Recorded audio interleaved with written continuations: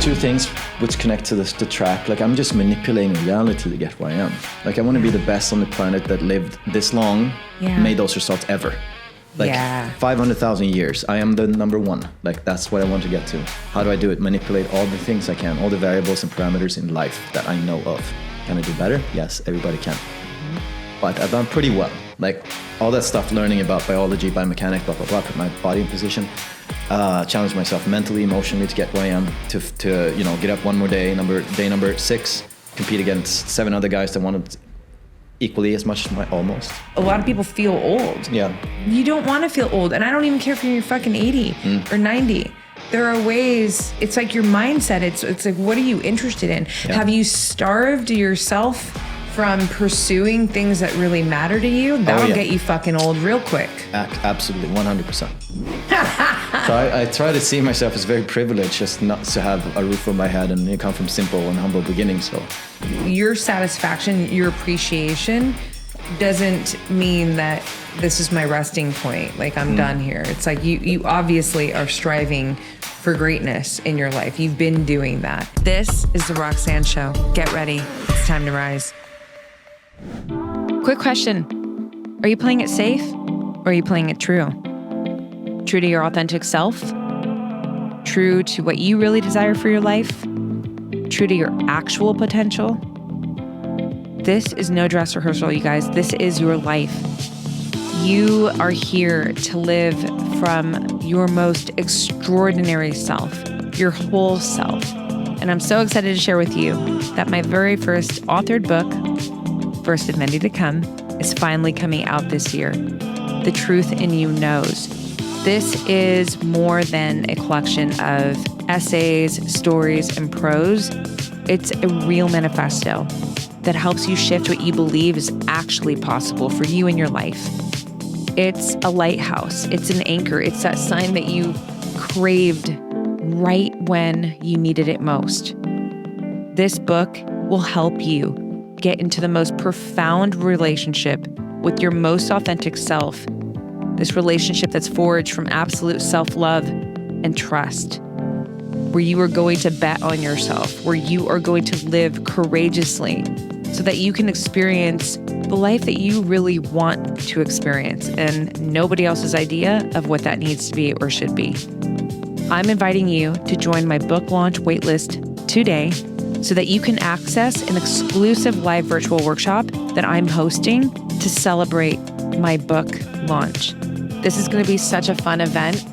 We're going to have an intimate conversation where I'm going to present the principles of the book. We're going to have a Q&A segment, and there's going to be other surprises at this event. I don't want you to miss this opportunity.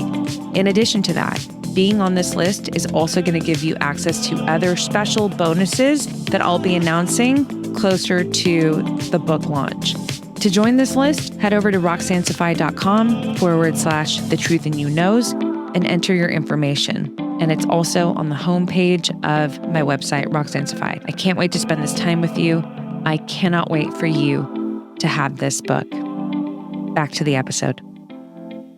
First of all, welcome back to LA. Do you like it here? I love it here. You do? Yeah, but in comparison to what I have every day. Yeah. So it's different. I mean, there's ups and downs. It's the best stuff and the worst stuff, but that's the US in a nutshell anyway. Totally. So you just have to embrace the good stuff and ignore everything else. Yeah, I think that's life, right? Yeah, it's like it's everywhere. Exactly. And not ignore, but not let it you get just to you. navigate it differently. Like you just kind of, because you're from Sweden, but with your ethnicity. Yeah, my father's from Puerto Rico.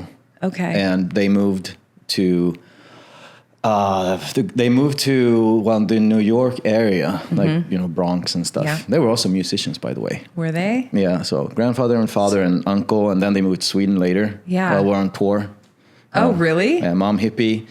No of course, way. Latin So musicians she from kind of worked Puerto out. Rico too? Or? She's from Sweden. Okay, right. Yeah, and because Sweden's kind of small, especially in the 70s, they, it's basically only TV. Yeah. So when you see a musician from Puerto Rico, it's quite exciting. That's amazing. So that's why I'm here. So you were born in Sweden? Yeah. And where are you in Sweden? Stockholm is the capital. Okay, yeah. I one of the greatest loves of my life, he's one of my best friends, Norwegian from Bergen. So I spent a lot of time in Norway. Oh, really? Bergen. That's crazy. I can just drop the I love you.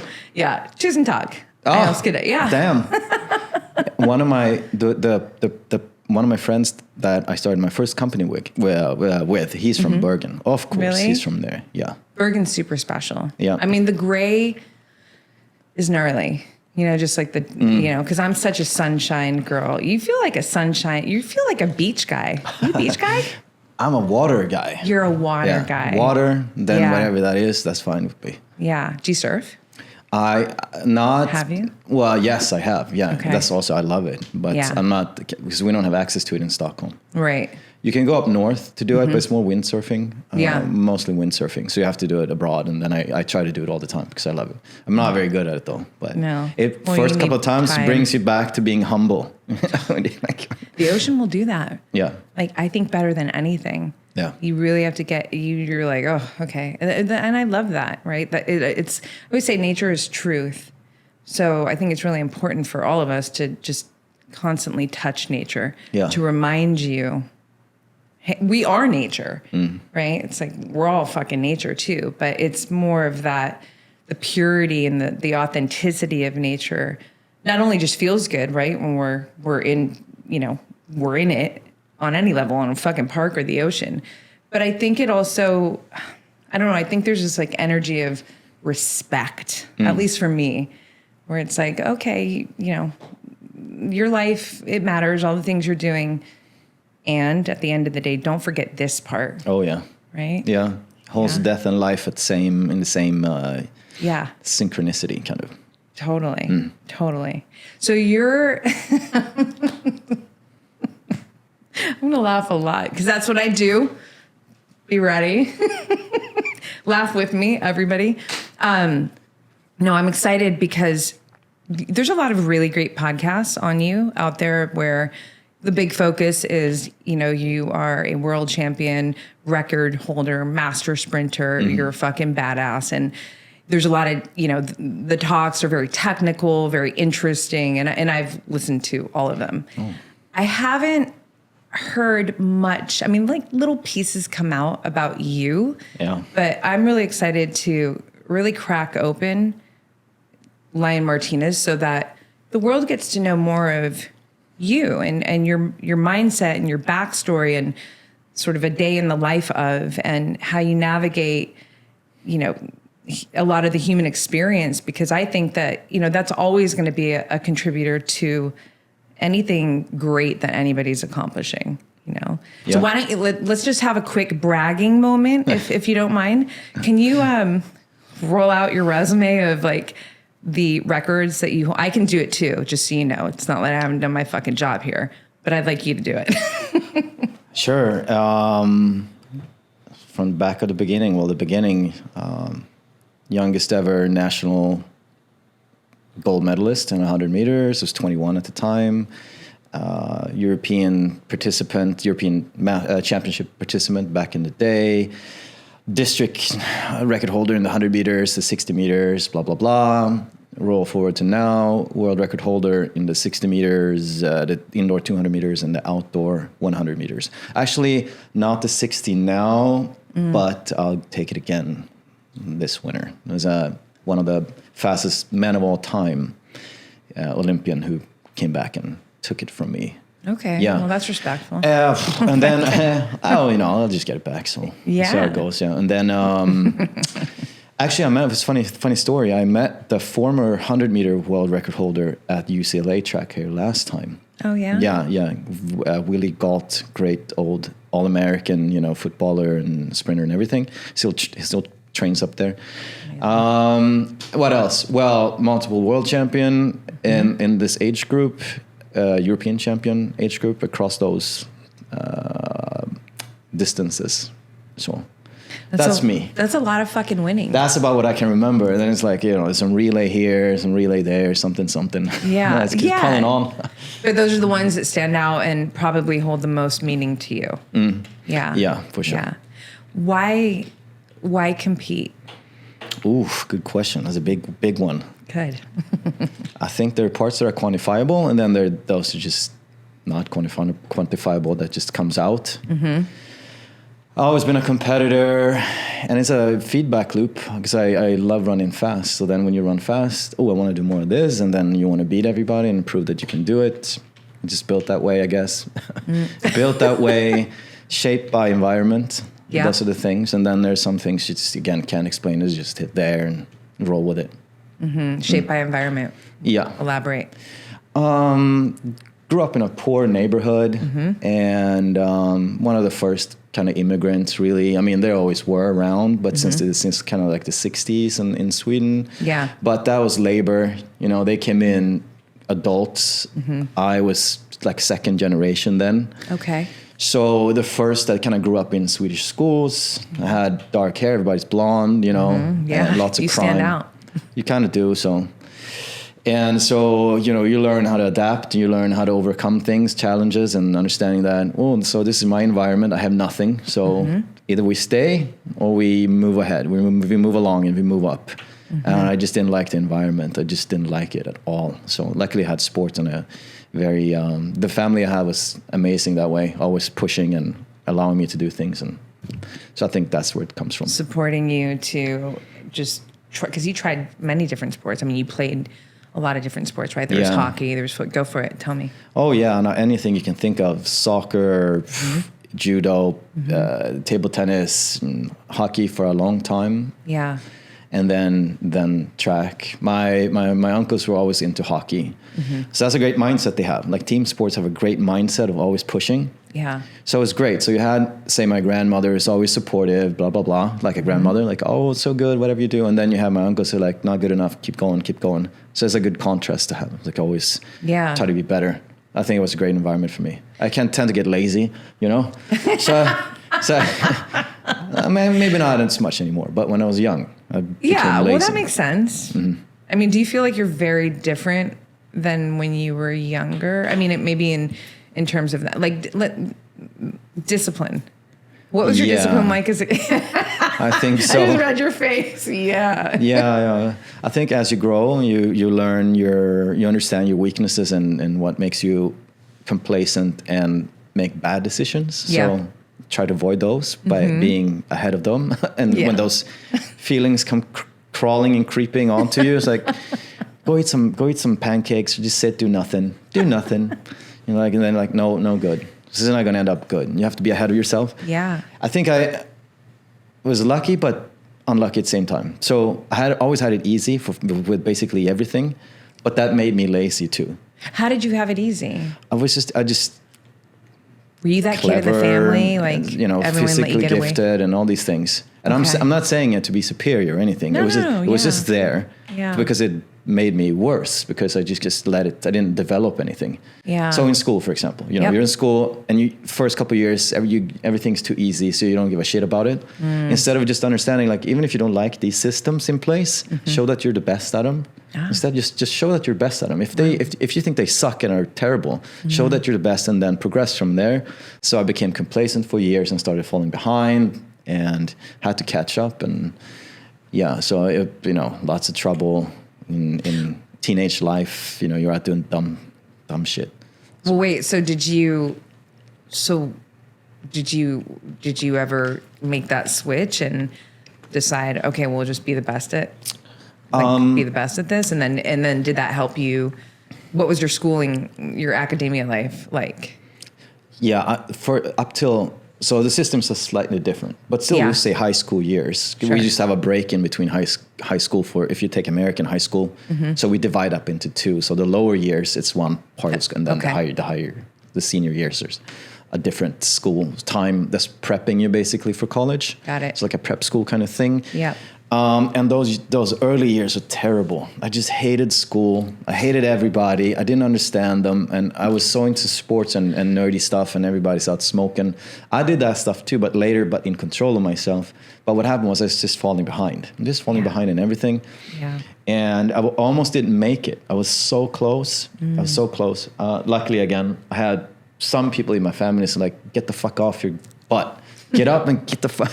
You can't be, you got to do something with yourself. So 2 years later, I kind of started pulling myself together. I just passed. High school. I just passed just passed to the next one. Okay. And then I just squeaked by there too, even though I started getting it. But I was so far behind, I had to read extra classes and stuff. And if you don't go past that, if you don't go to college or university, I mean, you're done. You're done. In a society that's growing in IT, you know, and moving away from manual labor a lot. I wouldn't say you're done, but there's such a different life you choose if you don't go Specifically to where you're brought up, you mean, right? Yeah. Because over here... Yeah, it's so much different. Because you can't, I mean, you can't work 2 jobs. You can't, it's not, that system isn't in place. Yeah, exactly. It's very different. And you have those that are schooled and those who are not. Right. And it's very hard to break those. You can be an entrepreneur, but I had no idea about that time. Right. Yeah, so but then I started catching up, and then I was so privileged to get a track scholarship to a school in Texas that, as my brain was maturing, I could kind of flow into it there. And then, you know, life was back on track again. That's awesome. Okay, I didn't know that actually, that you got a scholarship. Maybe I missed that before, but I'm like, did I hear it before? No, that's really cool. I mean, I'm like, I wanted to just say this because it's really cool actually the way you described it, because I actually felt very seen in that when you said you know, it's like you go into school and there's just certain things that you just don't agree with, like the way that it's set up, or you said it was just very easy, and for me I was like, man, I just don't do well with it's not systems, it's just that I'm a very independent thinker, so if some things just don't make sense to me, even if it is the system, I might have a little rebellion in me be like, you know what I'm saying? What you're saying. Yeah. So, but I didn't have that thought, which I appreciate. Is like, well, at least just like, you know, be the best at this, like, or whatever. I just fucking ditched and went surfing, and then and then moved to Hawaii. But anyways, that's not bad. No, I mean, it was my dream. Well, you know, what's cool is like, I used to read the encyclopedia when I was a kid. I've always been curious. I've always been a geek. Like, I'm very interested in a lot of different things, which goes to show that it's not that, you know, I'm not curious. I don't like to learn. It has nothing to do with that. Oh, no. It's just the fucking system. Yeah. It's like a brick, and you got to like put that in your head. Here's a brick. Go ahead. You know, you just smash it in your head. No, and I still don't like the systems. I still think it's, again, so I see it as a system you can break, as in I'll just do it, I'll just fit in and I'll just do it, and then I'll do whatever anyway. Yeah. But I still think it's bullshit. I think it's just so much crap that you don't need, which you can be taught so much other things instead. But I understand why at the same time. But it's difficult to remove or get away from when it's so ingrained in some things. And there are some things that are good in the way of, okay, I'm learning how to learn things. Okay, these methods I can do. You also learn how to have patience over long periods of time. But it's also in a bad way. You're just sitting there grinding. But in some way, in some form, you know, if you have entrepreneurial spirits or you're a free thinker, and you can still use that as tools without falling for, you know, being a brick in the wall. But I still don't like it. I still think it's many times a huge waste of time. I have to just say something. Matthew, do you remember earlier when I was like, the system is made to, you know exactly. I said to be another brick in the wall. Yeah. So I literally but I'm just saying the chances of like, but. Yeah. But I mean, societal things are very difficult to crack. We're human beings, so we're so much different. And again, this is a long conversation, but good. Yeah, I mean, it's also a way to civilize certain aspects of society. Yes. So, but again, I don't have to agree with all of it, but some parts is at least, I mean, say in Sweden, for example, you're coming from a different country. Here's a space for you where you can be with other people that are not like you. So you can learn a little bit about that, but it has nothing to do with like the school system. It's just the setting can be good for many that maybe they don't have the opportunity to do that. So, okay, that's a great thing. Instead of them falling out of society, less will fall out because they have no connection to society. You know, this is violence hierarchy. That's the only thing that's left. And then we all have to suffer. So it's a kind of a Band-Aid, I think, on a lot of problems. It's like, if we just build these systems and put everybody in the box, at least fewer will fall out. So we crunch a lot of them into little pieces of Lego, which is a bad thing. But then, okay, so not as many will fall out and cause trouble then. I think that's a really healthy perspective, and I actually totally agree with you. I think it's healthy to be able to actually see both sides, because you're right. I literally agree with you that I can understand. It doesn't matter if I like it, but certain aspects of it, I can understand the reasoning behind it. Yeah. A lot of it, though, I do not like. Even just from a biological, like, you got kids at 7 a.m. when they should be, sleeping more. Oh, yeah. Now you're under fucking fluorescent lights and you're sitting all day. And my PT, who's the shit, Lenny, or the shit, he's the PT for the Clippers. His motion is lotion. Motion for the body is lotion. That's my second name, by the way. Is it? What is? Yeah. Motion? No, Lenny. Oh, is it really? My father named me after Lenny Bruce, the comedian. Oh, really? That's where that comes from, by the way. What's your middle name? I mean middle name. I meant middle name. Yeah. Second name. Got second it. Okay. Name, middle name. So Lion Lenny? Yeah. Leon, though? It's the animal. That's from my grandfather. Yeah. That's a song called Simba. That's what that is. That's badass. Oh. How'd you feel growing up with that name? Did you have to live up to something? No. Okay. I don't. You probably did, though. Without knowing, though. You're like... perhaps. I don't know. You're a competitor. Sure, yeah. Anything might be interesting, at least. So. Do you have siblings? Yeah, half. Yeah? Okay. Yeah. Close, not close? Close now, yeah. Okay, cool. Not before so much. They came quite later. Yeah, and one I just found later, because from my father's side. I probably have more. Probably have lots of... You know what? Same over here. Well, then, yeah, you know how it goes. I do, actually. See? I'll pop up somewhere. That's amazing. Yeah. So, cool. Okay.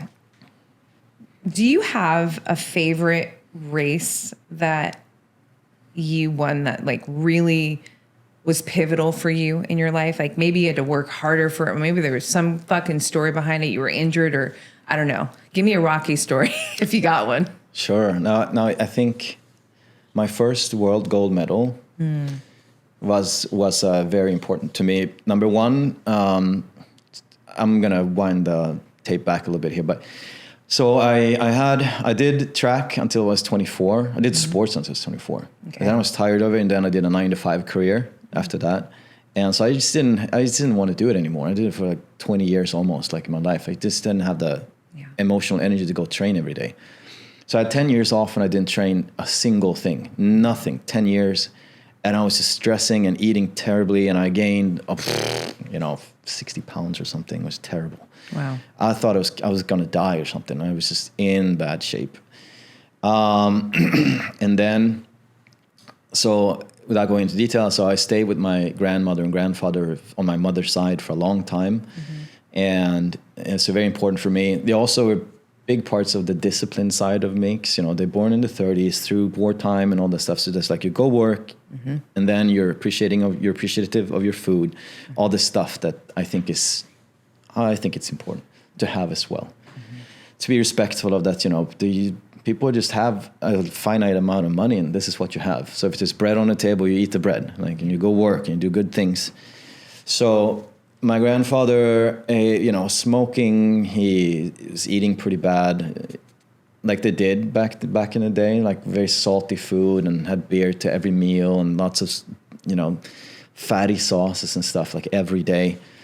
So I always had different types of health problems, and when I was at my worst, he passed away. And so he had 3 brain aneurysms or something like that in a short span of time, and then some 8 months, and then passed, because they get depressed because they can't communicate when it happens. It's the part of the brain who renders speech, and so he couldn't write, he couldn't speak.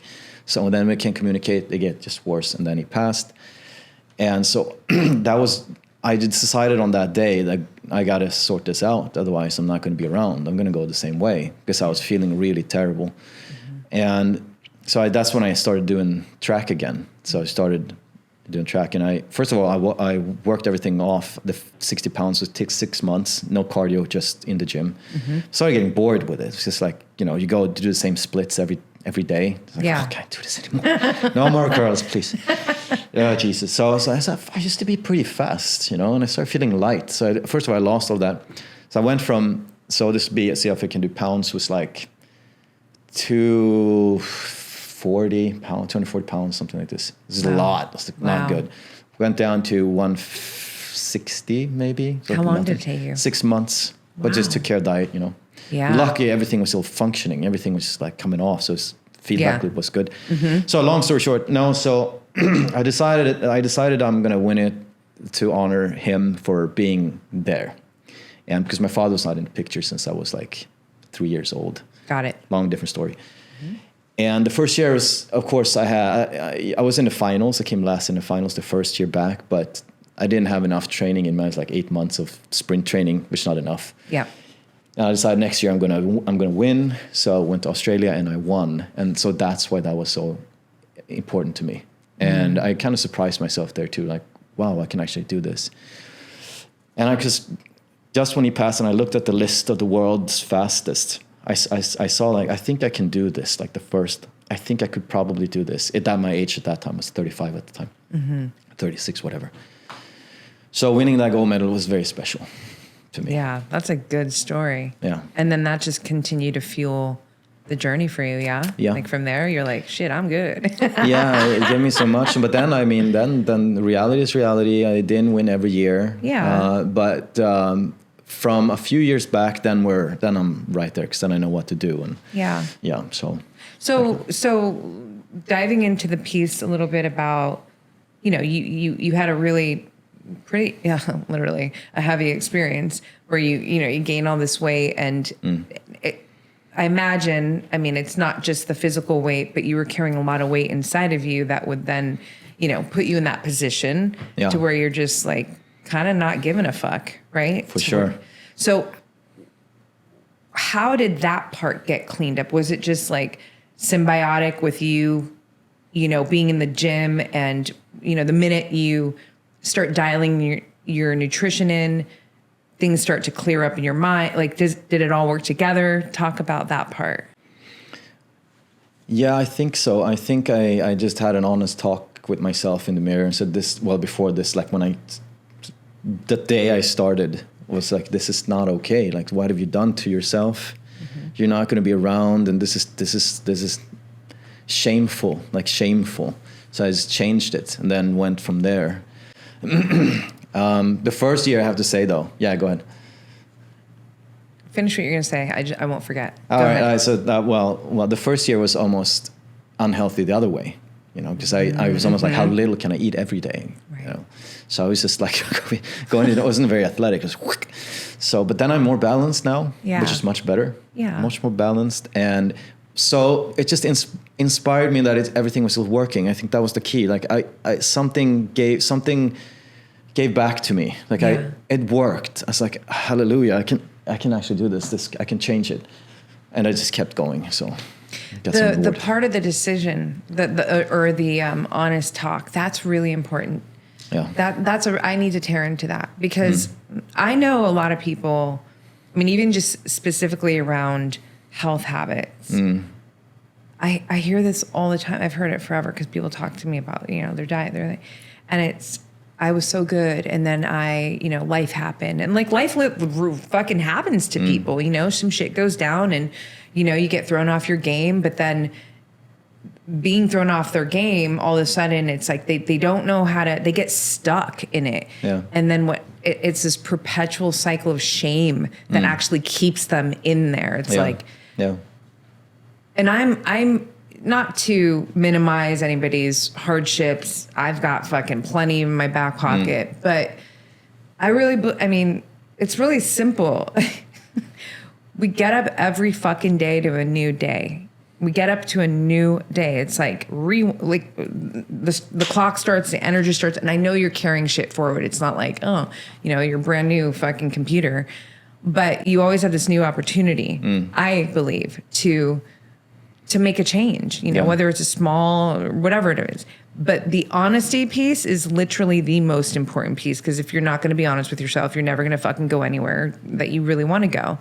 And I think more often than not, people just get up every day and carry that load of shame and then keep the habits in, and then it builds more and more, and they're not having that honest conversation with themselves. So what I'd love to know is like, what was it that you finally got to this point where you're like, enough? Yeah. Yeah, and a comment on that is it is so much more difficult than healthy, slim people understand. That's the gift I got. I'm not saying I was obese it was extremely obese or something, and I had lots of advantages. I understand this, and I recognize this. So I'm humble for that. Yeah.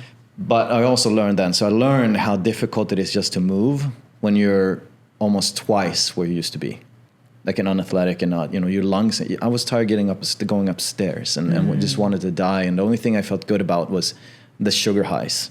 That was the only time I felt good. But it's so little. You just get this because in the beginning you get long, you feel really good, you eat whatever you want. Yeah. But then it's more to get up to normal level and just you dip again and then you dip again and you're just in this constant loop of eating shit because it's the only time you can feel good. So the gift for me was understanding people that have it that way. So when I was younger, I might have been much more harsh on people that are not as healthy as I was as an athlete, which is ridiculous to think that people would be like that because you're borderlining mania when you're an athlete. This borderlining mania can be bad the other way. So I took that, but I think, and the honesty part is also part of that discussion because it's so difficult. That's why some PTs are so good. That's a profession because you're helping. It's not the papers you write, it's how you motivate people without suppressing them. And the methods that I use with myself, I wouldn't be using with anybody else because it's way too harsh. But it's just had to get through to myself. Like I had to cut through all my excuses to get back to where I am. So I had to have that conversation with myself and just like, fucking get off your, this is shameful. I would never say that about anybody else, but I needed to have that. And when I started realizing I could do it, and then I just committed, doubled down, and then I got the job done.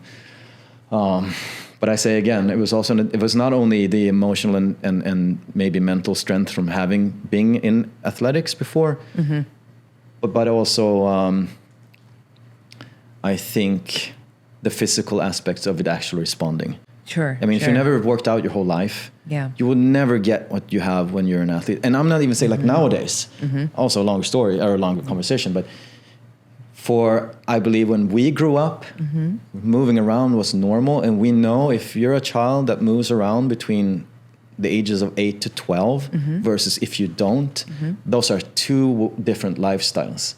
Yeah, we know that just that movement and even if sports on your bike or whatever, you will always have an advantage even if you don't like working out. Like you will have the genetics to be able to, your genes will be easy to turn on for all that good stuff. And extra serotonin, oxytocin, testosterone, estrogen, all this stuff is much better. If you've done that, if you haven't, you're always going to be behind. You never get the same feedback loop of going in the gym.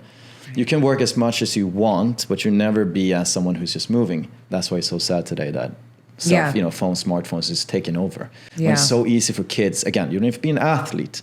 Just move around and you carry it with you in life. So I went off tangent there. No.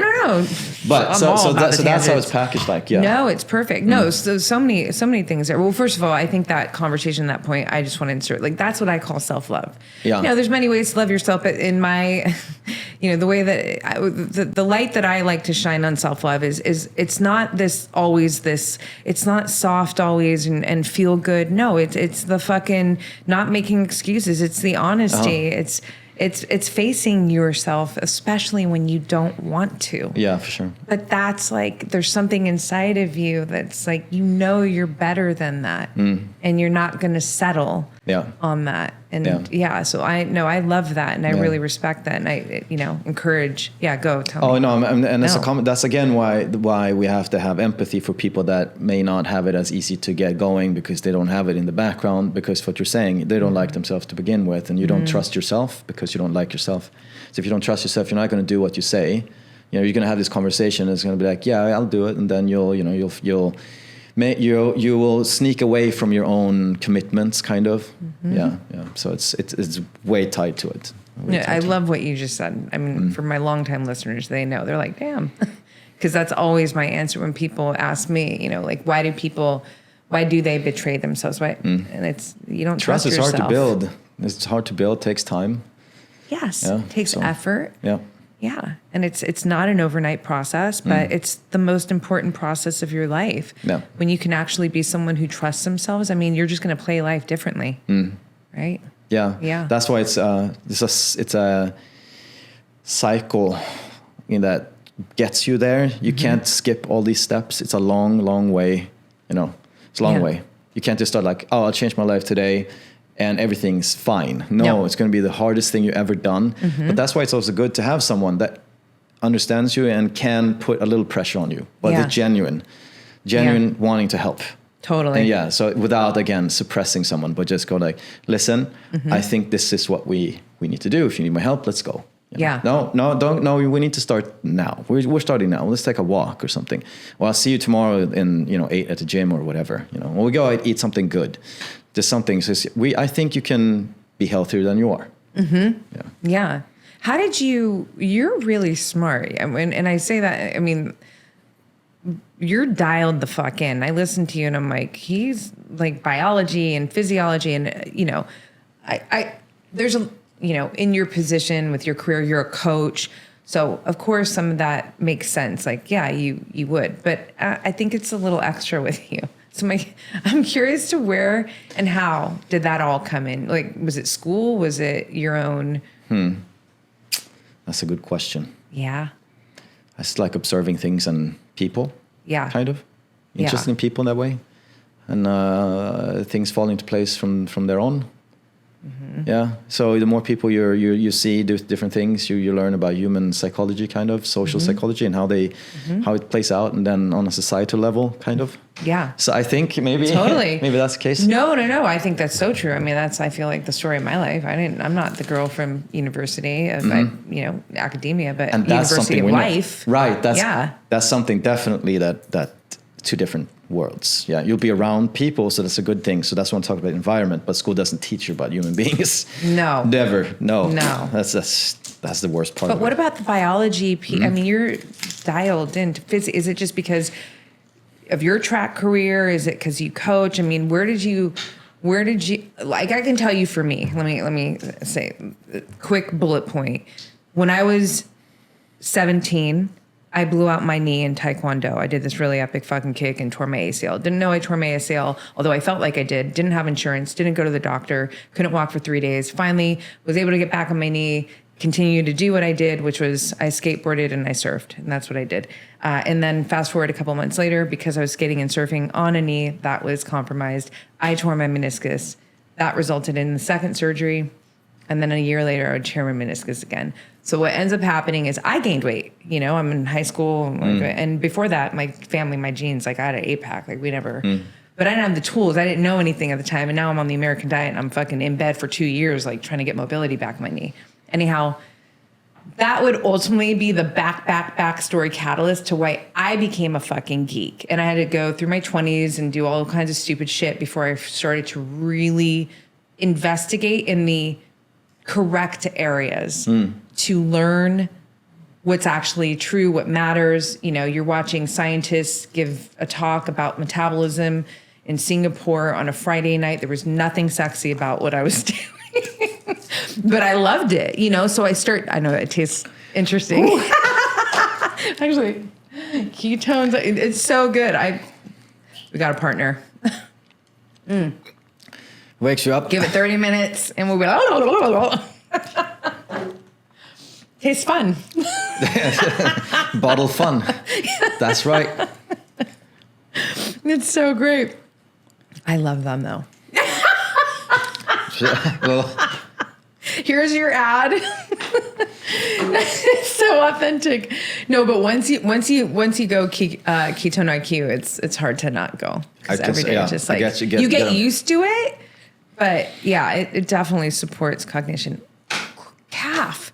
So I start learning, and now we can talk mitochondria and fucking vitamin D, and it's a steroid hormone. And what I'm saying to you is like, you know some shit. Like, we can have real conversations. I mean, you can talk to Andrew Huberman about things. I feel like from what I've listened to, right. You're not this surface level, like, period. Let me just put a period after that. But, specifically around physiology. And when I listen to you talk about, training techniques, coaching, it's really, to me, it's extraordinary.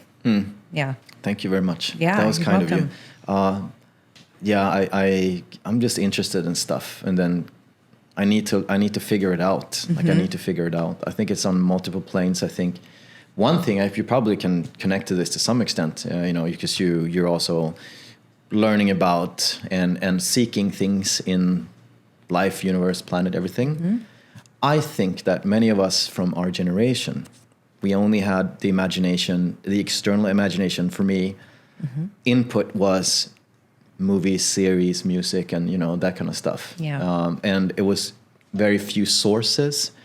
So I was always glued, like when there's documentaries or about space or sci-fi movies, like that opened my imagination and wanted to understand how it works. Instead of it getting fed from everywhere, entertainment getting fed to you like a blackjack machine. Like today, it's like like overload, like you're getting overloaded by stuff, so you can't focus on one thing. Yeah. So I think that might have helped. I was always interested in stuff, and I remember one specific time when the biology, biomechanics, and all this started. As a young sprinter, and I was getting coached by one of the best coaches in the Nordics with sprinting. He's extremely good with biomechanics and things, and learned a lot from him and methodology and stuff. And because I didn't think about what running fast was. I didn't think too much of it. I was just running and I was fast. What does that mean? Why are we moving? Because it's not a vehicle with wheels and an engine. We are like a human being of flesh and bone and stuff. But we're all stuck in gravity, right? That's what we are. We're stuck in gravity. We have to overcome that. Yeah. So how does that work? And blah, blah, blah. But he said, because he had we were watching one of my races on a VHS tape. Back in the day, it was VHS. Yeah. Yeah. Do we have it here? No, all clunky plastic things. You put it in. Yeah, you actually hold them, put them in, click, and magic. I miss them. I do. Yeah. They're awesome. Yes. So, but anyway, so we were looking at it, and he was like, "You have 45 strides in a 100 meter," he said. I was like, what? Well, that means if you take 1/100th of a second off every stride, you have 10 flat. And that means you're in the Olympics, he said. Wow. It's like, it's just everything is open up to me. I'm like, wow. So that made me understand on how to get better, how to get faster. Okay. So if I just do that, but then I started looking into what does that mean, power output and all this stuff. And then I continued on, and I just have to, every time I see something, I have to read about it, which goes into biology as well. The cells, how they produce energy and whatever they do. Right. Yeah, so that kind of stuff. Yeah, mechanism of action. You really need to understand why. Yeah. And how is this working? Not just the thing. Oh, okay. But and I respect that, because that's actually how you learn. That's why you can speak the way you do. Right? Retention is there because it's it registers. Oh, when I tried to, when I'm supporting whoever I'm supporting, and whether it's something related to nutrition or something, if it's muscle protein synthesis, I'm let me explain. Okay. Go for it. No. Go. I love this. Is the best topic. Well, I try and paint this picture because, again, for me, I have to really think, how do I bring it from here to here so that it's applicable and light bulb goes off? So I'm you have a signal. Your muscles have a signal. It's like a little button. And to hit that button, if we're doing it from a diet perspective, at least 30 grams of high quality protein. So not broccoli, steak, amino acids, it's amino acids. If you're at 25, you're not going to hit the button, right? And this is pertaining to nutrition. Obviously, if you're resistance training, we can do it that way too. Yeah. But my point is to say, I just try to create almost like a visual with it too. I just need them to understand it's not just eat more protein. Yeah. No, it's why are you eating the protein? Yeah. Because you need the amino acids to keep your muscles fucking thriving, healthy. Yeah. So we're gonna. Oh no! But it's just, this is a topic I love because it's an overlooked topic. Yeah, because Look, if we remove all the mental, emotional health of working out and what we're doing, so there's one is getting our mass smaller, so losing weight, that's half of the industry, and then there's gaining muscle mass, that's the other half of the industry. I'm not talking about cardiovascular health then. I'm talking about those two things when it comes to like strength training, which MPS is extremely important for. And so we know, so for example, ketones, for example, we know so much about it compared to the MPS, and at least on a commercial level for most people. Because we know if I eat less than I did, blah, blah, blah, you probably go lose weight. And if I don't eat any carbs, then I'll use my fat storage, create ketones, this and that, and, that'll be energy, blah, blah, blah. So, and we have devices for that to measure ketones, and we can blow and all this stuff, right? But then the MPS stuff is very much a lab kind of thing, because we don't have it commercially. And I know this because I came second in NASA's competition for transferring Earth tech to space tech, because astronauts spend an enormous amount of time running on a treadmill from an old program that someone hand wrote, right? So we can go to space, but we can't do anything for them. They measure, of course, their ketones and their how acidic their breath is and stuff. So they have these masks on and they're running, and they got to do stuff, right?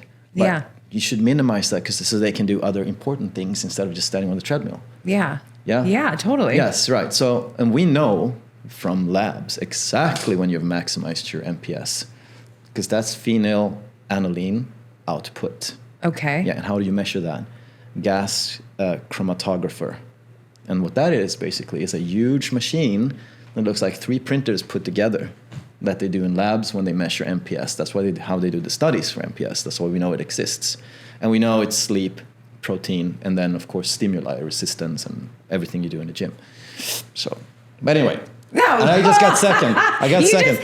You just proved me right. See, when I was like, right. you're extraordinary. Like, this is not, I'm not, I wasn't being friendly. But it's super fascinating, right? So it is. We know, but then we haven't commercialized it. I'm not going to give away that idea. Well, but I'm doing it. Good.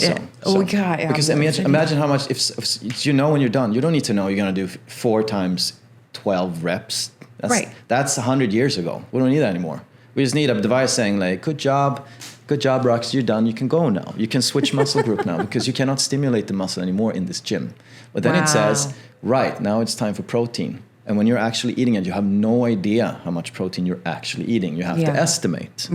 Yeah, it says on a bottle, or you eat steak and whatever. But you don't really know when you're done. So that will tell you instantly. Now the phenylalanine levels are where they're supposed to be. Beep. You don't have to eat more protein. Good job. So that's how it works. No, that's amazing. So my doctor, who's also my sister, best friend, Dr. Gabrielle Lyon. Do you know who she is? I don't. She's we'll have talks about it. Yeah, she's incredible. And then her whole, she's coined this term, muscle-centric medicine. So like, just to give you a little snippet of how badass she is and she's like, she's really shifting things in the health space in the best way. She's like, we're so focused on fat. And fat's not the problem. Fat is a symptom of impaired muscle. Yeah. You're looking at it the wrong way. Fix the muscle. The fat gets fixed, right? Yep. That's a very small snippet, but we'll talk more about her because she's incredible. I think you'd really appreciate her. But what's a day in the life of Lion? What does it look like right now? Oh, by the way, are you injured? Because I've seen these posts and I'm like, wait till you have a conversation with them. I didn't want to ask you on the back end. I just wanted to. Are you? I broke my foot 12 months ago. No, 12 months ago. And that's a year. That's too long. 12 weeks ago. Months. 12 weeks ago, I broke my foot, slipped on ice, and never broke anything in my life. No way. Of course I did. Of course, when I'm a sprinter, of course I break my foot when we have world champs at home. So the thing is, I've been able to accelerate, that's the beginning of the race, because I hold the foot still. So I've been able to do that. And in the beginning, I didn't know I had a broken foot. I got to know later because I went and checked it. It's a disaster. So I'm trying to chase my conditioning to participate. I will, but when are you supposed to compete? 3.5 weeks now. 3.5 weeks. And it still hurts like. Yeah. bad word. Yeah. You can say crap. That on my show. You're too nice. It's being a little bitch. I'll say it for you. Yeah, the fucking foot is being a little bitch. It's not gonna. I was trying to whip it into shape. No, but you got to love on your foot. It's interesting. I do too. I do. Okay, good. Yeah. Injuries happen for interesting reasons. But this is your first injury. By the way, my knee was my first. That was the first. I'm like, fuck, 3. Well, first break, yeah. Oh, you've been injured before? Well, I'm in multiple places, but and I did injure my meniscus, but that's also a different story. I was trying to show off to my hurdler friend, so I ran a hurdle from the opposite direction, and I got stuck on it. So that's a different story. But it didn't take too long. It was not bad, super bad. Yeah. But yeah, so the foot's effed. I got 3 weeks to go, which is crazy. I don't know how I'm going to be able to do this because this is so difficult to explain. And I'm going to be long-winded about it. But as sprinters, we train for 1 or 2 races per day, maybe. And then we rest like 2 days ahead of that. Yeah. Yeah, because it's maximum. And it's also 2 hours of warm-up. It's all this stuff, right? It's not like half an hour and then we're done. Right. It's the only sport where it's basically 100% of performance, and you go past your energy systems, what they can handle. Yeah. So you have to recover for a long time. But anyway, so we have 5 or 6 days in a row, which is basically a CrossFit games kind of thing. It's like 6 days of competition of running max when we're used to doing 1. So we need a lot of conditioning as masters athletes to do all of these days. Yeah. Instead of just doing 1 day, go home, 1 day, go home. And so what that means is we need like 7-8 months of training. Yeah. That's what we need. I'm going to go in 4.5 weeks now. And I have but it's a challenge, so that's amazing. So I have no idea where I am, so we'll see what happens. I actually have a race on Friday here. Here? So, yeah, Cal State. So I'll try. I'll have to go. I have to do it because I can't go blind to our championship. I just have to take it. So is it kind of like a feeler to see where you're at? That's exciting. It's scary and exciting. I don't know if you cross the finish line. I know. What are you racing? So it's 100 meters, and it's a all-comers meet, so anybody can. Oh, really? Yeah. So we'll see how it goes. Okay. All right. So that's how it goes. So, but a day in my life. Yeah. Wake up, eat breakfast, work my ass off whole day, and go to bed again. So. No. That's about it. Okay. What about any meditation? Do you have any things that you like to do to ground yourself in, or you just kind of get up and get in it? Yeah, much more now. I mean, I'm a kid who was always bare feet when I was young, always. I was on tarmac, I was on grass, and I think we tend to forget that. And I think that's part of why I've been kind of robust. I think it's super important. I think all kids should. Yeah. It doesn't hurt. It's going to be uncomfortable, it doesn't hurt. Yeah. Climb, do all these things, right? And it does strengthen tendons and everything, and that's not even talking grounding in this stuff, right? Which I do. So especially now, I notice when I get on some grass with the bad foot, those practices are always much better. Yeah, it's like prepping you. It's like okay, yeah, you get in sync with yourself, and you feel everything. You feel everything. It's like imagine if you're a musician, for example, you want to play the guitar. Imagine not being able to use your hands to warm up at all. Yeah. Yeah, you can't wearing gloves all day and then you're going to go out on stage and play. It's not good. Most instruments, not all, but you'll have natural fabrics. It'll be wood, and you'll have different types of, depending on what kind of instrument you have, like skin if you're doing battery and that kind of stuff. So it's the same thing. We need to touch actual stuff with our feet because we use them. That's what we used to. Yeah. Our feet, I mean, we touch the ground with sprinters. It's say 8/100ths of a second. That's how long we spend on the ground with 1 foot. So we need to have finesse. We need to have our nerve ends kicking and sparkling and everything. Yeah. And our shoes are super tight. They're super tight up there, which we know that's not good for the foot. Right. Yeah. Yeah. So that's spikes. great. And from the rest of the stuff, so I do zazen. The Buddhist. Zen Buddhist meditation. So that version of it is focusing on nothing. That's the Zen. That's focusing on nothing instead of focusing on a specific thing and whatever that might be. This is don't have any thoughts and just try to exist, which is great for me, I think, because it allows for a good centering of the emotional and mental state for either a work day or competition. It works for me, so my brain doesn't go all over the place. Yeah. But I not always do that extensively. Sometimes it's just a centering, and then it's a compressed version of that in 10 seconds or something. And then try to find that through the day, like those moments where you just, just think of nothing, and then restart, something like that. Yeah, manage stress better. Oh, yeah, for sure. Yeah. And work throughout the day? Yeah, throughout the day. Yeah. Do you have like a good end of day kind of practice? Because, I was just going to say, like in my world, you go, this is my best way to describe it. I go from yin, yang, yin, right? My morning, I get up really early, no alarm, don't need it. Love dark mornings, read, meditate, breath work, me time. And that's very yin energy. And then it's all fire. Go. Whatever, all the things, right? And then yin closes the day. Sure. And it's quiet. Don't talk to people. Just like watch a Huberman podcast or whatever, Chris Williamson. You know what I mean? Like wind down and get the sun, evening light too. And just so I can put myself into an alpha state so I get better sleep. And I need to be much better at that. I spend too much stuff or too much time in late evenings to do things. It takes too long for the brain to turn off. You're in beta and you can't just Yep, you're on but then I think there's the day window and then week, month, and so forth, and as long as the total window is good, then it's good. So I just accept that some days are going to be as such. So instead of then getting caught up in that was not good, then I said, it is what it is. Maybe we can do better next time. That tomorrow can be a little bit better. Just try to adjust myself this way. So something, but I could definitely do better.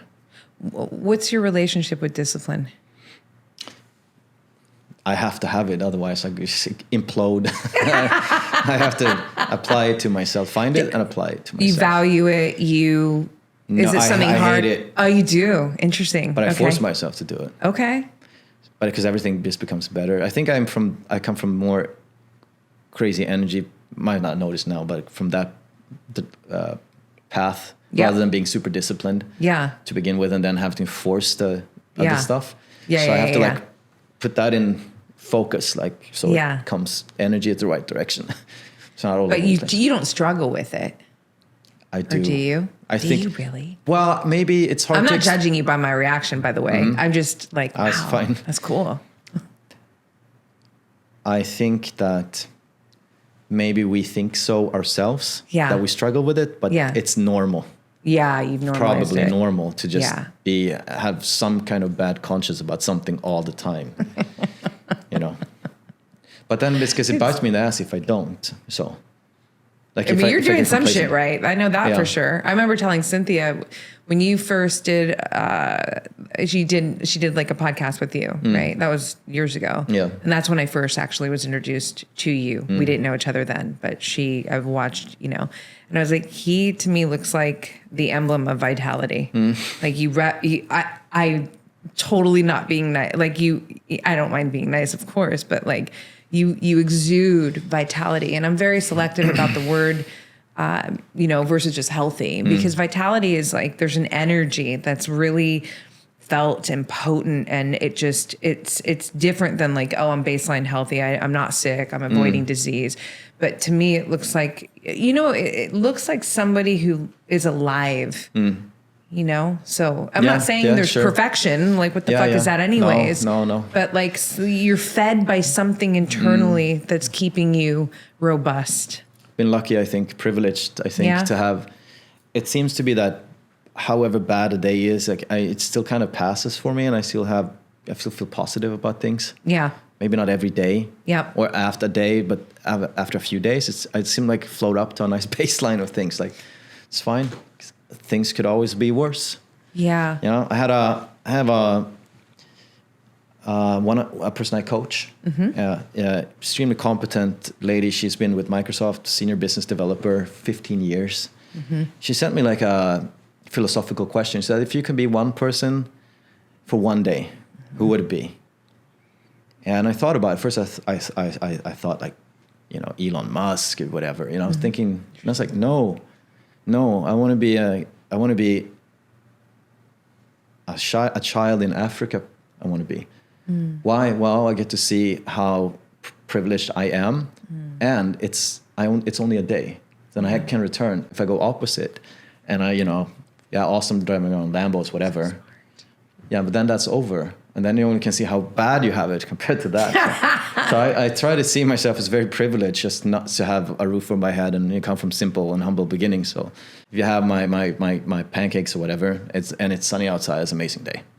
So. No, I love that. I value that very much, because I think what I really appreciate is that you don't display, your satisfaction, your appreciation doesn't mean that this is my resting point. Like I'm done here. It's like you obviously are striving for greatness in your life. You've been doing that, in any way that matters to you. Yeah. Right. And I think that's really important. And I come from, that background too, where, shit was hard and, for a lot of different reasons. And I don't say that in a woe is me way. And if anything, it's like, I like having those stripes on my belt. It makes me feel more badass, because I could have been the victim. I could have been, but that's not what happened. But having that, the experiences that, I had as a child, and then just being brought up in that way, I think is really valuable. It's just you operate with a different level of respect for just humans, I think, and just being alive. For sure. And simultaneously also very fucking driven to just, Absolutely. Yeah. Yeah, it's fun. Yeah. I think you could probably relate to that and saying like, so being on this, it's a weird thing still being on this planet, but that's what's badass about it. As in, I've been here so fucking long. But then it's just like waking up and it's just another amazing day, and I don't feel old or anything. It's like, I'm just here again. I'm still here. Well, but that piece right there is so special, because sadly a lot of people don't feel that. I don't feel old. That part that you just said, a lot of people feel old. Yeah. You don't want to feel old. And I don't even care if you're in your fucking 80 or 90. There are ways, and it's not just, it's like your mindset. It's like, what are you interested in? Yeah. Have you starved yourself from pursuing things that really matter to you? That'll get you fucking old real quick. Absolutely. 100%. Yeah. 100%. That's also why it doesn't have to be track what you do. Like you have something of value that challenges you, but also rewards you. There's very few things like that in the world, but any kind of sport, and that's what I'm saying. So any kind of sport, you can go and play darts if you want. Like you can do that. You'll find new things about yourself, and it'll be value for you. So you feel less old, and you feel motivated and happy, and all of these things. It's so amazing.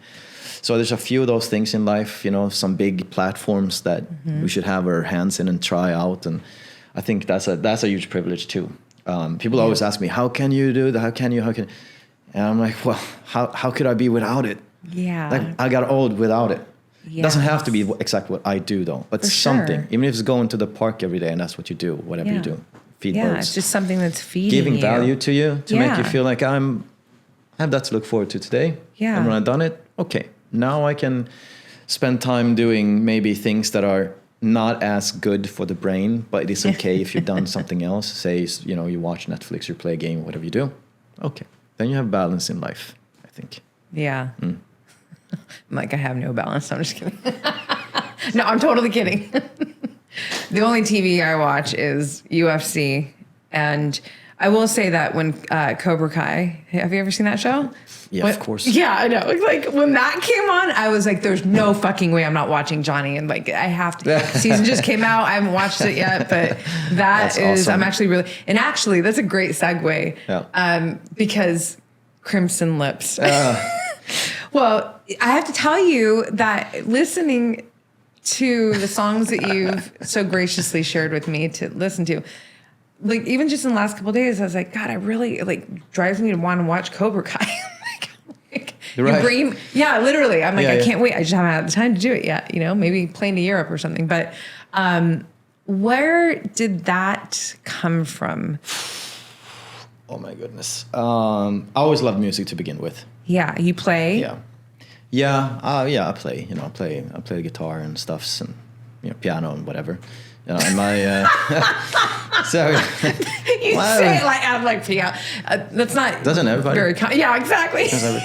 I'm not very good at it though. It's just a hobby of mine, and it makes me. You're just catching things that don't exist, and you make something of it. That's cool. Like it exists, you can't see it though. Mm-hmm. Just it's out there, and you bring it in a structure, and then it's like, oh, I like that. That was cool. And for you who are doing it, you have never heard it before. Mm-hmm. You're creating something that never existed before. That's amazing. And that's, the creative side of everything. Yes. It probably has somewhere, but you haven't, or you don't remember it. Yeah. And even like dreams can sometimes, I'm sure, everybody here that involved in it have heard a melody or played the melody in when they're asleep. Yeah, you're subconscious. And it's like, then you'll be able to play that when you wake up. It's like, wow, that was really cool. But anyway, so because I grew up musical family, father and grandfather, congas and stuff, and being in the music industry in Sweden. Mom, classical guitarist, so we always had guitars at home. I wasn't much into it when I was very young and stuff. It was just there you go, like brang, brang, But then I remember my cousin. I think I was 15. My cousin had his birthday, and he had a guitar at home. He had a little amp, and growing up, born 78. I was listening to, Twisted Sister, Kiss, all of these bands, right? Bon Jovi, all these things. Even earlier than that, Elvis, old 50s, 60s records my mother had, U2, Bowie. Yeah. So that was in me. But then you heard that noise of a distorted guitar, and I loved it since day one. And to me, it was also the theatrics of it, Kiss, like this kind of stuff. Yeah. And we weren't much exposed. I mean, in Sweden, you had TV sometimes. You weren't allowed to see that kind of stuff, Yeah. They were kind of getting a bit more family-oriented at that time. Mm-hmm. But then you had, like, bands like Wasp, which is like... so you were drawn to it. I remember bringing it to daycare center once. I was like 5, and it was Twisted Sister, like Burn in Hell, on the which album it was. Is it Burn in Hell, the album? Anyway. I won't know. Yeah, and I was just playing that because you could bring your tapes in. You played it in the playroom, and then I remember the teachers just running in like, no, you can't. Calling my mom and stuff. It sounds like a music video, though. Yeah, it does. Like this would be a music video in the 80s. So I love that. Yeah. So but all kind of music. Anyway, so played a little bit in a band with a friend of mine, and we knew it was kitschy. Like we knew, but we played on it. Like we played on the thing like Crimson Lips is so weird, but it's so 80s. Like I love the name. It's fun. It's fun. So, and we recorded some stuff back in the day, and fast forward, we always talked about we need to record some new stuff. Mm-hmm. He sings, and he's been busy with stuff. And then I was just around YouTube. I fall into like YouTube marathons of stuff, and then I heard this song, and the bad part of that song was that what many people do when they do like 80s rock and roll, 80s rock music, they make a fool out of it. They can't play it serious because that's dorky. Right. So they had to. So the name of the song is like Hot Nuts, which is since I play both on Hot Nuts like this and other Hot Nuts. But the fucking chorus line was amazing. It's like Hot Nuts, and it's like this fucking. I was like, damn, this is good stuff. And I looked at it, and it's because it sounded a little weird. It was a little mechanic and clunky. Something wasn't really stitched. Like, so I looked, and it's like, it's AI music. No, I didn't think more of it. I was like, wow, that's pretty cool. And then some weeks when it's like, I have some time to spare. Let me check this. Let me check this out, right? Because through years I've been sitting and I've been playing, and it's always stuff that I can't do. Like like I don't have a bass at home, and especially doing vocals and doing some arrangements. It takes a lot of time producing music at home. It takes so much time to get it good. It's like I check it out, and then I was just interacting with the prompt because I use AI for other things. Like so, I'm kind of used to it. Yeah. And so what it does, first of all, it's a tool. It doesn't give you finished stuff. That's why it's a little wonky here and there. Like your patience is going to, how long you want to sit with it. So it spits out like 2 different versions of something. And it's kind of like in between verse and chorus it gives you. And I heard it and I was like, holy fuck shit. This is crazy good. What the shit is this? So I picked one of them and then I extend it. So you extend it, then it adds a bit, and then it kind of blends the parts. And you can like does that work or not? So that's where you got to have some kind of music sense, some kind of, to make it kind of work. Yeah. Otherwise, you just keep going. You can make a 45-minute song, and it's just going to keep doing different parts, and it's not going to be stitched and feel like one song. Yeah. So you have to keep doing it, and then you can remix it a little bit. You can repaint it. You know, you can give it this and that, and try to rewrite some of the lyrics. It's about half the lyrics I've done. Because sometimes it's fucking stupid and you just don't want to do it. Yeah. Yeah. So sometimes you get, I mean, this is the cool part to me. I'm like, no, I want Eddie Van Halen on this song. You know, like I said, I want Ace Frehley on this song and see how that works. And it's like, oh my God, that was so good. So what it does is it goes to, say you want a Kiss song. Yeah. It listens to the whole library of Kiss. Wow. And it builds something that sounds like it, kind of like this. Yep. And it gives it to you. So it's like you're tapping into the history of music in your fingertips, but you are telling it what to do. And I'm starting to noticing some things. I don't know how long you want to go to this, but no, fucking go. It's a lot of what's the title of the song and how the chorus is played out, because it's syllables that it's going to do. Yeah, totally. This kind of stuff gives you, and the year and the genre and what you wanted to do. Yeah. And so again, it's the same thing like the sprinting in the way. It just gave me this amazing feedback loop of, I'm creating this still from nothing. Yes, there's zeros and ones that kind of building this underneath. Yeah. But I'm building it, and it's just like, I got to try this song. I got to try that kind of song. Let's see if it can make me this. Yeah. And now I'm like, fuck, I love my own songs. Yes. It's like, shit. Even though I, you know, it's not going to be, there's a reason why the best songs in the world in history of pop music are what they are. Because human beings made them and they know how to play them. Totally. You can't take the human out of them.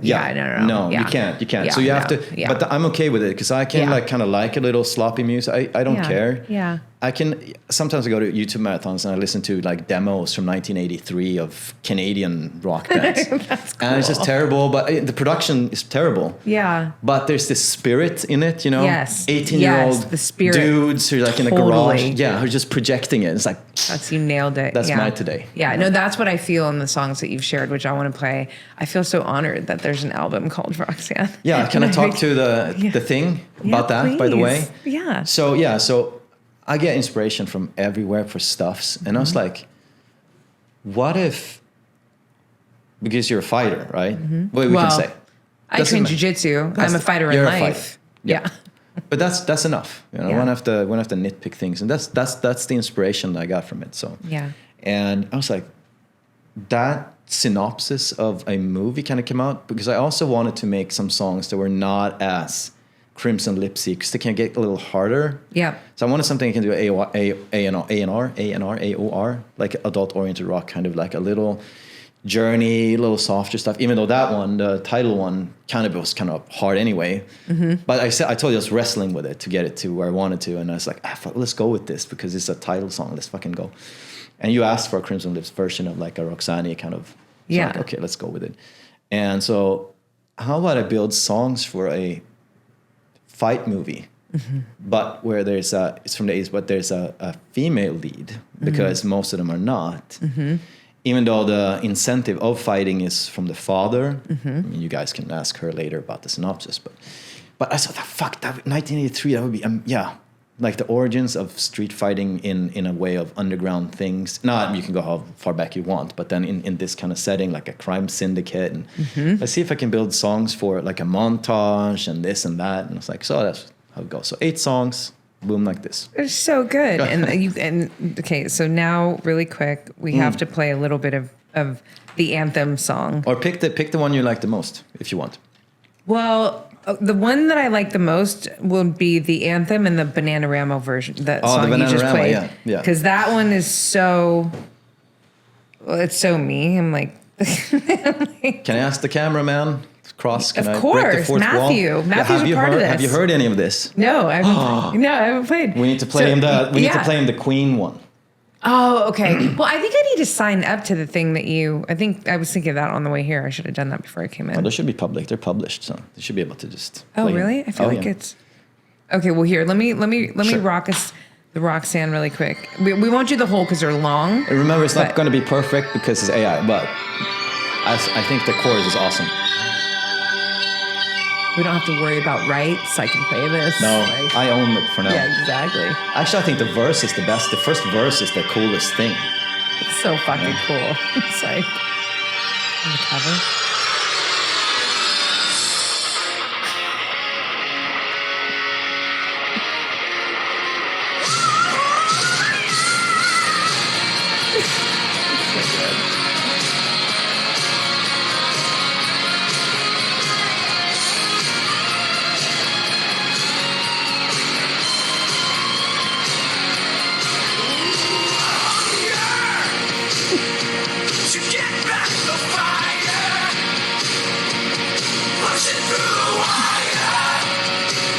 song was stuck in my head. That's a good sign.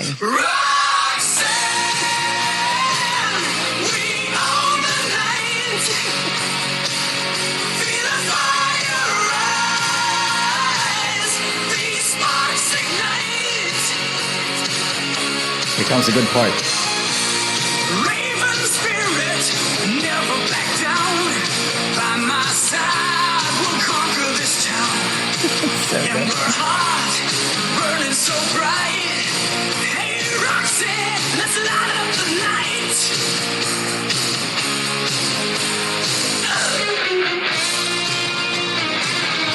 Yeah. I say it's Fraley, by the way. I mean, it's like, well, you know what we'll do? We'll link the band to the show notes. And the artwork is so sick. Thank you. I'm like, that's from your picture, and he was running through some AI to make it look like a movie poster, like the 83. Is so sick. I am so it's amazing. It's I can't wait for the Hungry Eyes challenge I gave you. Yes, there's one more. That's the I last gave him one. the challenge of, I'm like, can you do something that's a little Hungry Eyes, Eric Carmen? Because I just am a dirty dancer. That's my favorite everything. And hey, the thing with that song is something I mentioned is that song for him is not like his other songs. Yeah. Yeah, it's I more, love the way you describe that. Yeah, please share. Oh, no, it's like more, I know the bass and the thumping, and there's a little bell going, and his other things are more floaty and a little bit more yacht rocky kind of. This one's more straight on. The production's more in your face kind of. Yeah. It's interesting. I wanted to know. So that's why also it's so hard to make something that sounds that. I was I have a few that are kind of like it. On that topic. I just felt like you're that person that I can throw a challenge at, and you'd be like, yeah, let's do this. No, it's so badass. And I also just want to highlight, and then we'll start to move towards going to eat a steak. But I really love to highlight multifaceted individuals. I mean, I think that, again, like a lot of people, I mean, at least out here, world champion, sprinter, so athlete, artist. That's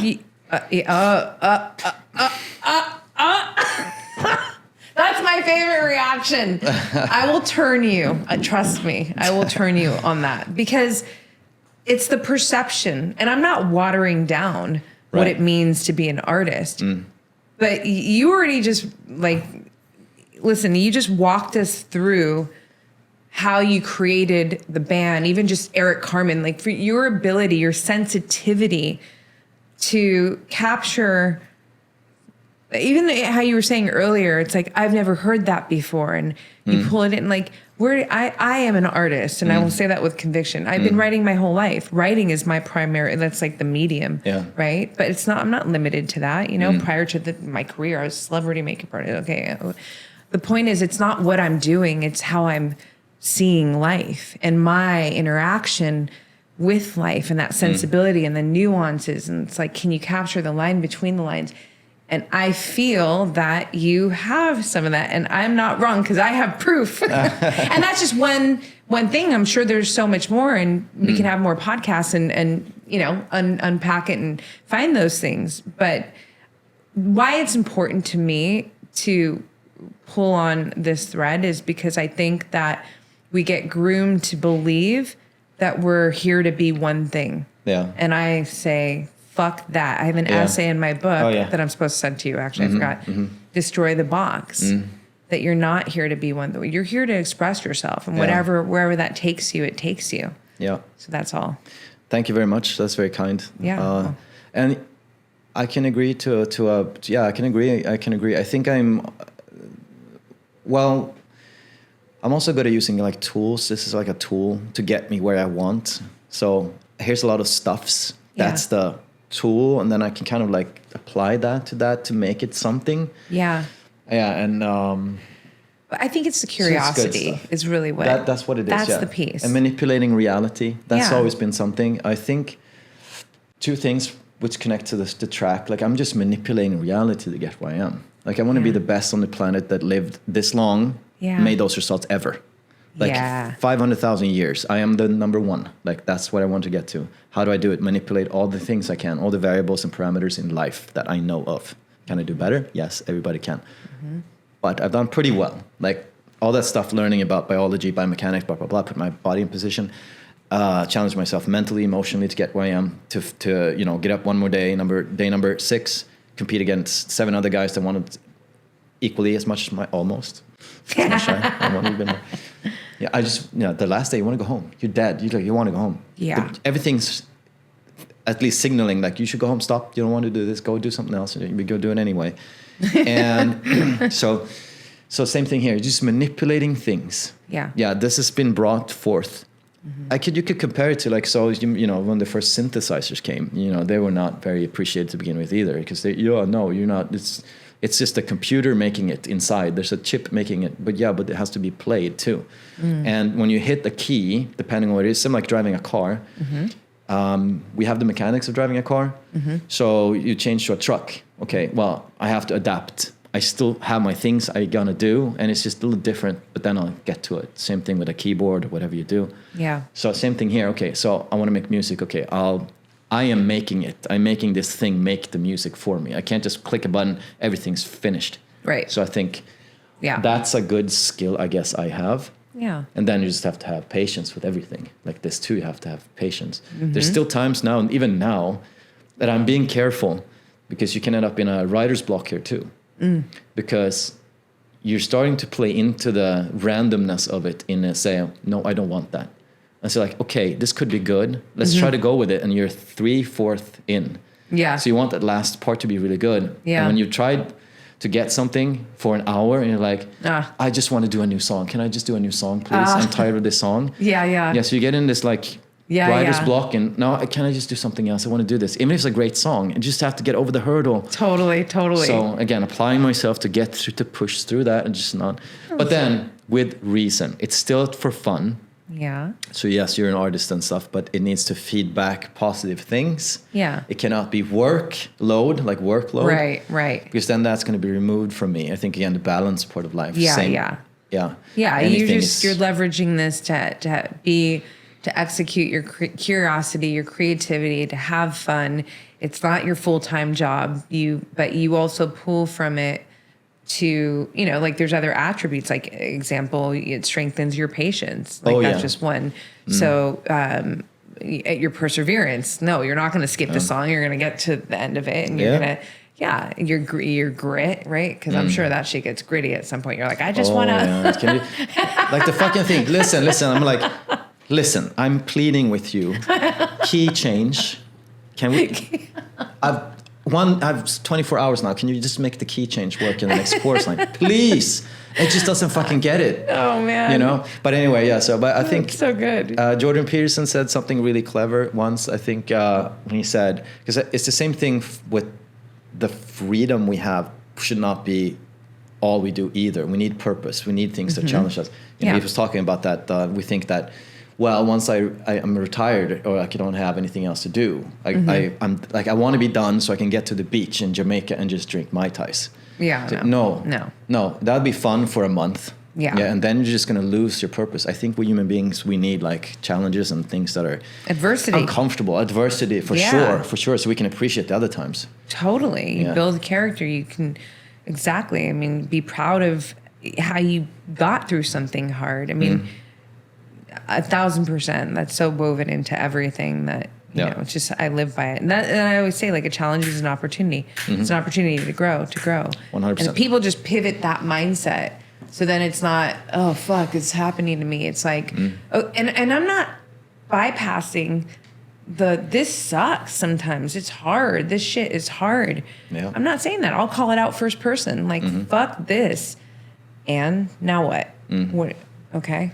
It sucks. Yeah. How do we leverage this as an advantage for ourselves? There's got to be something that I'm going to gain from this experience, and whether I learn that immediately or if it ends up being something down the line, I know it exists, and I'm just I'll keep going until, you know. It's a delayed gratification thing. Yeah. And I think that's again where the adversity through growing up helps so much, because giving up is what most people do at some point. Yeah. It's how early we do that. So we have to like, and again, also, you know, talk about myself, but just getting to like a world championship medal and doing that a couple of times. Yeah. Well, how can you? I understand it's difficult, and I can't explain it really because it's so ingrained in me that I overcome these things that I would never want to drag someone else through that, because it also sucks because I have lost many more times than I've won, but those things make me win when it matters and over time. So I think a lot of people just give up too soon because they're not used to adversity growing up.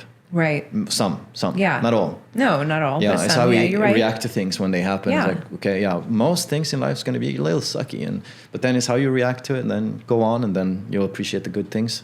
Absolutely. Yeah, I think it's so badass what you're doing, how you show up. I mean, I'm super grateful that we've been connected. I'm excited for you. I mean, this race this weekend and, your healing journey into fucking, kicking more ass than ever.